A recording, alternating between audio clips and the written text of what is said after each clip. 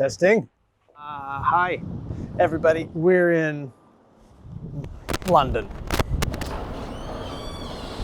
Tuesday, April 22nd. I've been here for a day-ish. I'm staying in my old neighborhood. Some small technical advances. I spent the morning walking Suffolk looking for a cable. Found a cable. The microphone's working. Don't have a windscreen, and it's windy in London, but we're making progress. I'm largely going to walk London this week. I like walking cities, and there's a tube strike underway, but no big plans. We'll studio session it up. I'll answer some questions. Do a little touring. The White Cube Gallery right here is an exhibit space on the street where I used to live, right over there. I do solemnly swear that all the films I make will be about designs and builds. Even studio sessions will be more build focused after this one.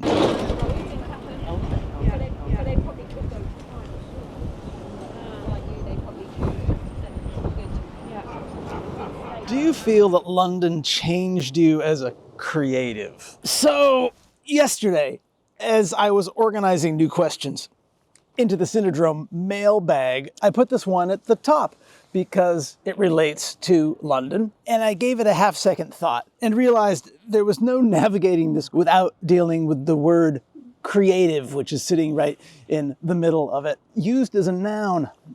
And creative sits right at the top of a list of problematic, loaded stoppers of words. And I felt like I didn't have it in me, so I moved it down to the bottom of the list. But then, last night, I was faced with a whopping case of jet lag, which gave me an extended period of quiet, boring, idea synthesizing time. A topic that I want to come back to at the end of this little chautauqua on the word creativity. So put a trail marker there, we'll be back. But given the time to process, I considered the following. The problem with the label for someone as a creative is that we are all creatives. But despite that, I have a feeling that if we quizzed people on the street, most people would have a really difficult time actually pinning down what the word means. Taking one idea, thought, and another idea, notion, putting them together, resulting in something new. What is the something? What is that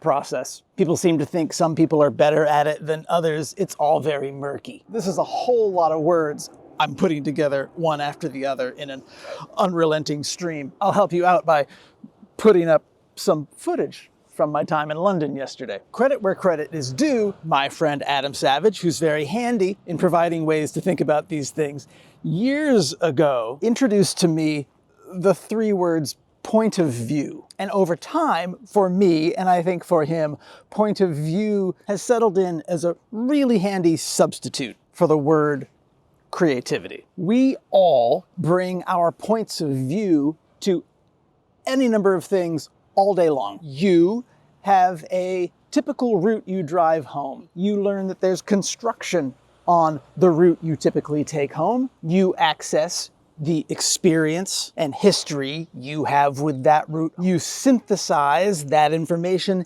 into a new route home, giving you a point of view about how to get home, and you have engaged in a creative act. A new route home has been born. You decide it's time to repaint your bathroom. The moment comes that you need to choose a color. You have a lifetime of experience going into bathrooms that are certain colors. You access your lifetime of experience, synthesize that information into a point of view on the color you're going to paint your bathroom. You've engaged in a creative act. Editors note, the most valuable thing about this line of framing is that it just wipes out the far too common line of thinking around creativity. No one should ever say that they're not creative, that someone is more creative than they are, that they are not a creative. It's like saying you don't have points of view. We all have points of view based on our life experience. We are all creative, and we are all creatives, the noun. The way we manage decision-making around the big and little problems we work through every day is by developing points of view on them.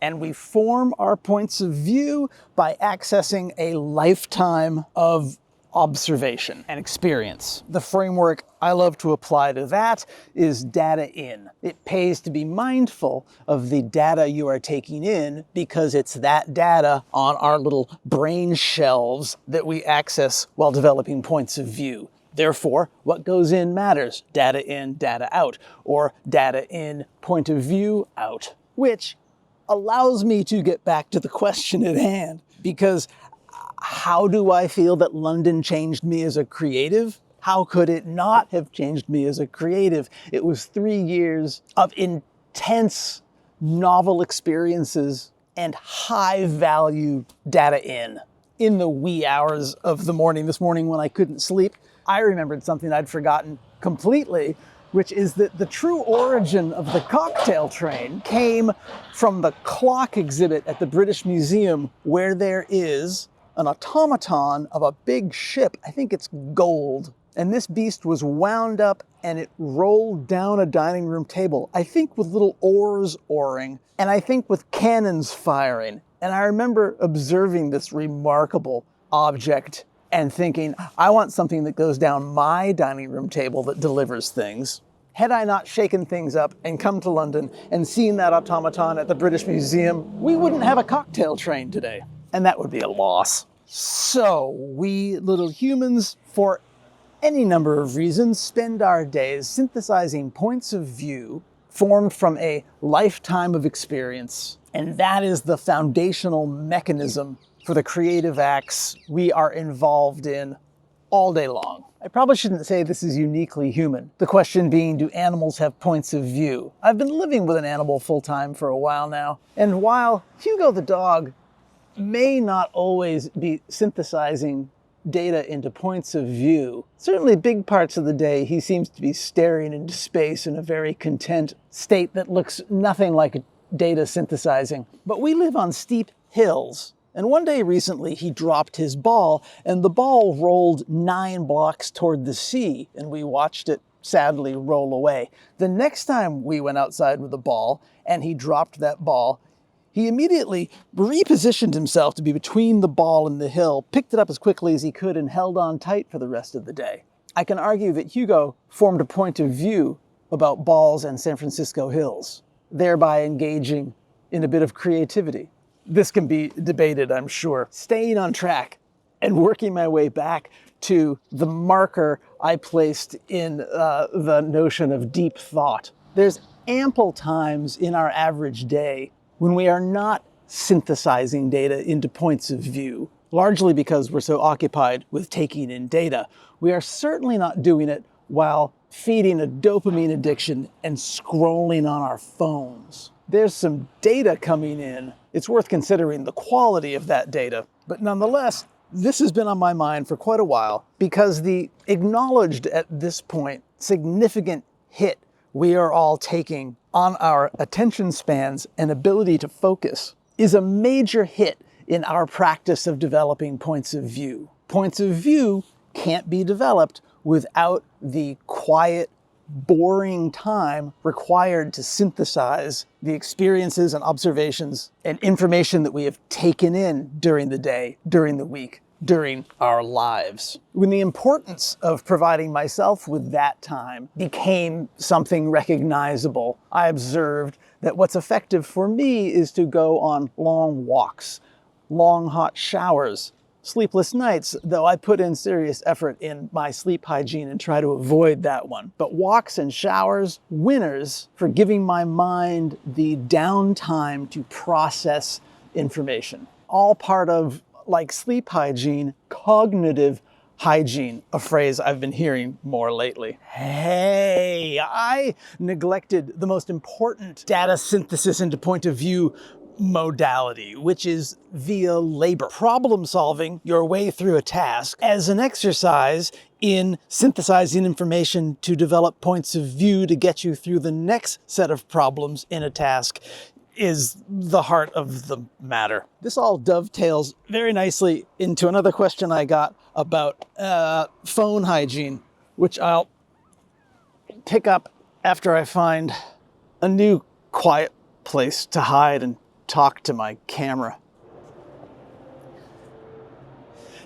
Editor's note number 2.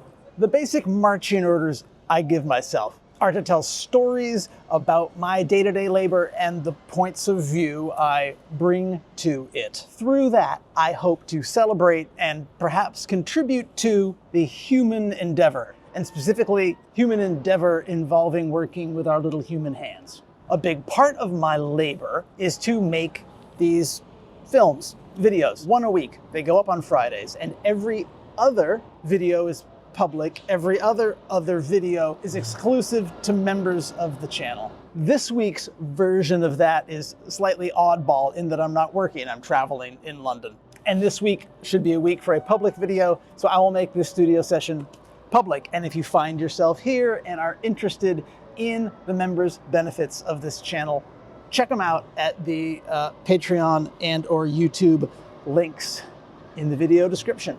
On to some thoughts on our pocket telephones. How do you boil down your phone? I'm trying to simplify my phone so I'm not on it as often. Yes, indeed, this is a attention span, focus, content, synthesizer, point of view killer. I've been in a pitched battle with it for years, and I've made some progress. So I can tour you through my strategies. Your results may vary. One of the tools in this device's addictive arsenal is color. Under accessibility, you can make this bad boy monochromatic. When you first switch off the color, you'll find it interesting how challenging it is to use, and it's because we're so accustomed to the color design in these apps.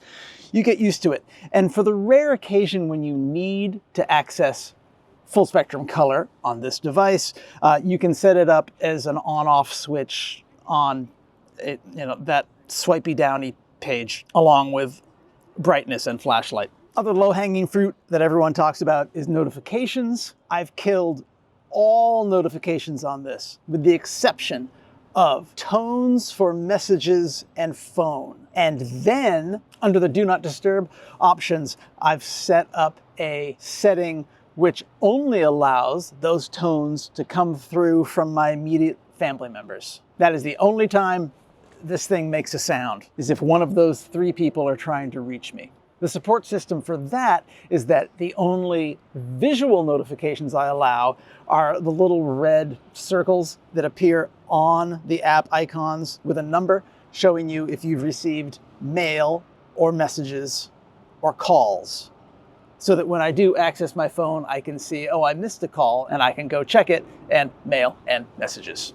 I then took a very aggressive stance on what apps are on this baby. Not only did I kill all my social media accounts, except for YouTube and Instagram, which I need for professional reasons, even those aren't on my phone.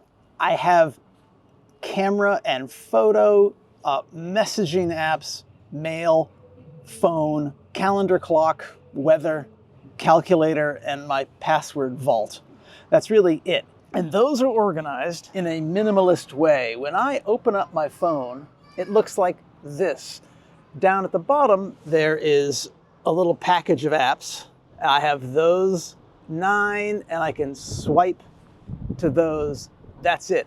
Yeah, there are other apps on here, like the apps for the airlines that I need when I'm traveling. They live in the you can't see it app library. And when I need it, I swipe to the app library, search for it, and bring it up for the 2 times a year I need that specific app. For the most part, I'm looking at a black phone with a few apps I can access. Activities like going onto YouTube, going onto Instagram, reading the news, which I try to do every day, that happens on my laptop. For reasons I'm a little fuzzy on, laptop seems less addictive than a mobile device. Maybe it's not that mysterious. It's not on you all day long. Do I on occasion get sucked into Instagram on my laptop? Yeah, I do. Working on that. An interesting study was done on focus and attention span, and the researchers, wish I could identify them, but I can't, found that merely having a phone on your person, in your pocket, not being accessed, impacted focus and attention span. Such a potent device that its mere distractive potential in your pocket impacts you. Therefore, I've begun, when I'm at home, leaving this in a cabinet plugged in and charging. If an immediate family member calls me, I can hear it ring. If I'm outside away from that cabinet and I miss it, it's not the end of the world. Humans survived for a long time with a single phone hanging out in their kitchen, not in their pocket. I believe that's a valuable mindset to consider. Communication does not have to be immediate in the moment. We'll be okay. With this device largely successfully pushed to the sidelines of my day, I believe there are more moments of boredom and contemplation and time to process, which, if I haven't made this point adequately, increasingly I consider one of the most important things we can be considering. Thanks for joining on this wander around London, everybody. Next week, cocktail train compilation. Week after that, truck customization and driving it to Maine. Going to Maine. Take care.